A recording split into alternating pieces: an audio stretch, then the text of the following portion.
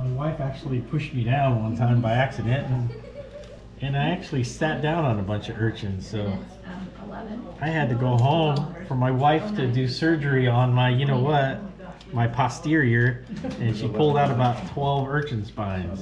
Oh my goodness. And yes, they do have reverse barbs. And it wasn't fun. It was ugly. It was like 2008. Snap. This type of sushi that I'm going to be making is called gunkan style. Okay, so what it does is I wrap the seaweed around the rice like this, and it makes like a little cup. Gunkan.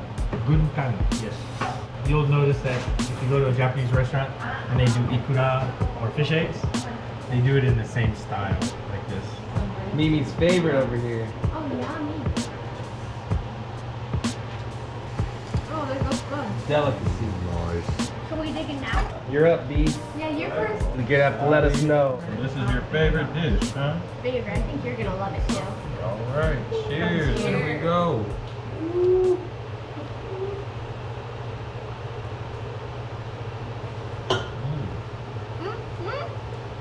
Take it all. And that one you gotta just plug the whole thing in, you can't bite it. Those are made for just like pop it in the mouth and chew it up. Excellent. It's kind of soft, but it's also kind of like creamy too. It's really good. It's not as salty as you think it is. Wasabi put some heat to the sweet. It's not too sweet and it's not too salty, so it's like the ocean in like a perfect temperature. Taste of the tide. Taste of the tide. So what's the technique to be super like gentle, finesse them out? Like Yeah, you don't want to gotta like peanut butter them out? Yeah, you just gotta kind of touch them on the side of where they're attached, and just kind of scrape it out. Once you get to a certain point, they just fall out. So it's kind of like thin connective tissue that you just want to break. Yeah, it's you'll see it on the edges when you crack one. You'll see it like where it's attached, and then just a little shake and they come out. You guys harvested these earlier? Yeah, Amy picked up, you know, these are pretty small ones, but we got the seal of approval. They tried them a little while ago and they're sweet, they're creamy. Should be pretty much grit free. They've been rinsed 3 times, so. Okay. But, you know, when you're in the ocean, sometimes there's a wee bit of grit, so chew tenderly, but they're really soft and sweet. All right. And then that'll be part of your hot pot. It'll also be really good for Awesome. Mushrooms, noodles. Shrimp, and fish. Y'all see this? Do y'all see this? I've never even been to a hot pot restaurant, so I'm in for a treat. I've seen it done enough to where it's like, oh, okay, I think I can do it.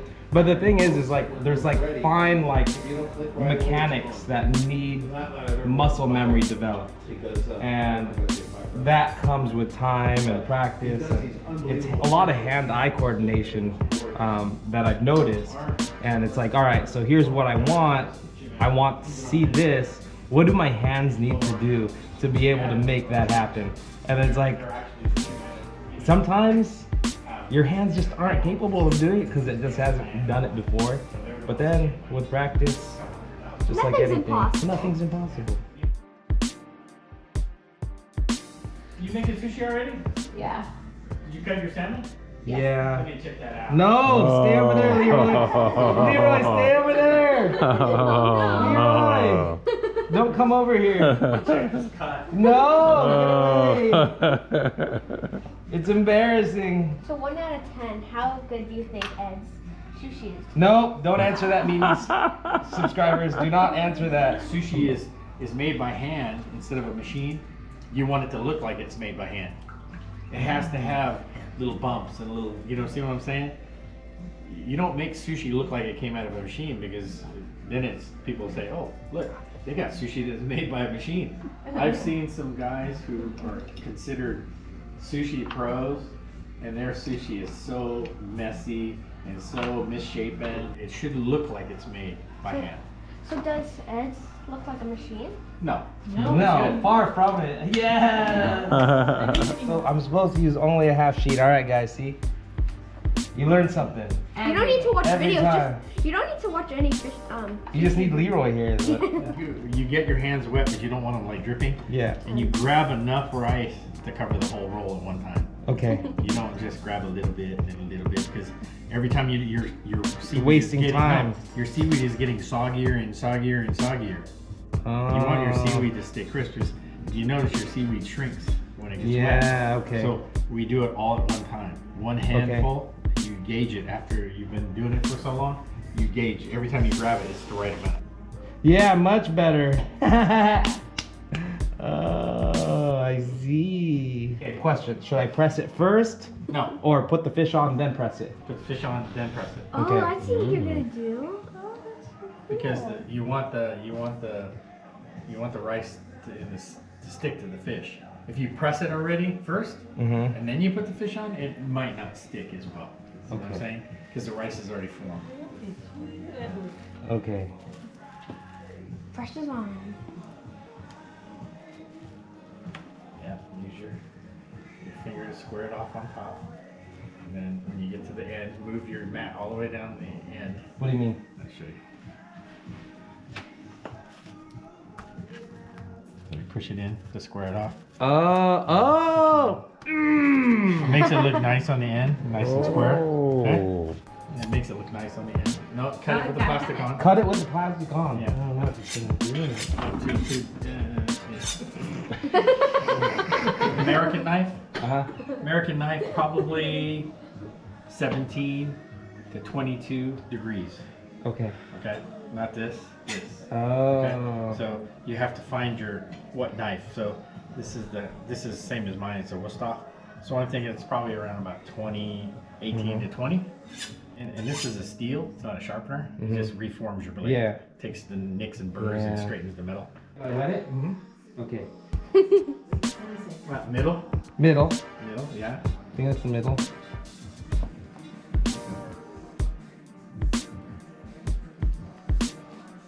Okay.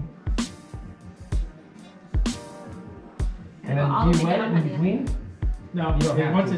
it's wet, it's got the mayonnaise from the crab and all that stuff on there. There's no So it crab, should go though. through. Okay. And then you come back. Do you do it in a certain order? Yeah, just like that. No, just like that. Cut it in half, then half, then half again, and then you get 8 pieces. Form it one more time? Yeah, form it. So just make it look nice. Everything's about how it looks in sushi. Oh yeah. Presentation. Japanese 'Cause people the say fish- they eat with their eyes first. Same as your mom's culture. You eat with your eyes first. If it looks really appetizing, most likely it's probably going to be very good. Because the fish is already got that goodness, and so you don't need to pay attention to the fish. Stains on your hands, that's from the kelp. So all you need to do is take a little bit of bleach water and it'll come right out. See how it's turning into liquid? Uh-huh. It's actually releasing everything, like it's spawning. Are we like a week late or something? Could be, yeah. So a week ago, But these guys are so full. So good. They're so full, and we just happen to pick them when they're spawning. When you take them out and they notice something is different, they start trying to reproduce. Oh, You know. would that have helped, Leroy, if we put them on ice? I don't think so, because No, most they were of just stressed out. yeah, I think they said something was different. Say, hey, it's time to spawn. Release the eggs. I just opened it, Yeah. and that wasn't creamy before. Now look at it. Be perfect for making the sauce. Yeah, it would be. We are here live from Casa de Hook2Cook. That's right. That's right. We pretty much picked this place because of the lighting. You guys saw your boy have uni for the first time in a little gunkan roll. Got this one last fish to fillet, and we got some rolls to make still, or probably not. All right. We're gonna be stuffed. What's wrong with it? Yep. It's a grassy. It's a little small. I know. It's actually when it's small like this, it's not as easy to navigate. What are we gonna do with the fish's heads? Make head soup or something? You could throw them in the hot pot. These fish have these gnarly dorsal fins right here. Oh yeah. Let's see that.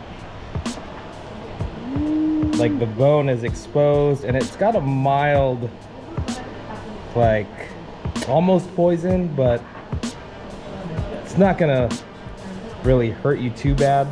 But it still is uncomfortable when you spine yourself. It's probably the same as like a bee sting. That's that crunchy garlic. Okay. That's that jar that I used. Man, that stuff goes good on here. Crunchy garlic. Gotta thank Papa Leroy because he gifted me a bottle myself. Now, these are going into the hot pot. Got chili oil. Woo! That's some good stuff there. I want to give a big shout out and thank you to this man, Edward, right here. It's just really cool to just have a house full of people that just enjoy what we love to do and get to share that time together. We started at like, what time? We met up at like 8 o'clock and it's currently 10:45. If you're not subscribed, what are you doing? What are you doing? It's Hook2Cook, man. Join the family. Until the next one. Y'all be cool. Y'all be blessed. Peace. Gotta give another shout out to Mimi, FishFish, and Rich for making me this custom Golden State color 110 SP Minnow.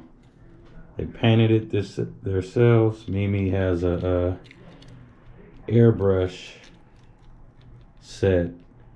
And they asked me what colors do I want. I said, hey man, you know, with the sharks colors for the flossy spoon, I had to go with some bay colors again, man. So it's the Golden State Warriors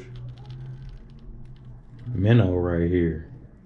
You know, the blue and yellow to kind of a little bit of a silver to kind of resemble a jack smelt. So we're gonna try this on the surf. But another shout out to Mimi, FishFish, Rich, and Amy. Hooking this up right here, man. Another collaboration with the colors. Always repping for the bay, man.